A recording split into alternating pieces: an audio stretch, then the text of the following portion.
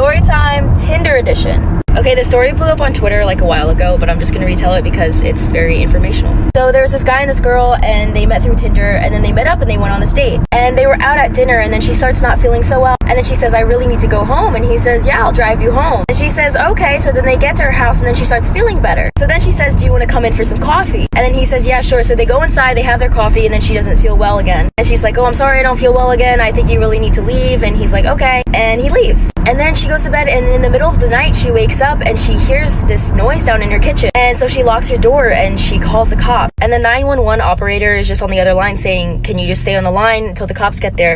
And then the cops get there and they're like, the door is locked. Like, we don't think anyone's inside. And she's like, I promise you, someone's inside my house. I can hear them. She says, you have my permission to break down the door. So she's still up in her room, and then she hears the cops break down the door. And then she hears some rustling and some fighting. Part 2 coming now.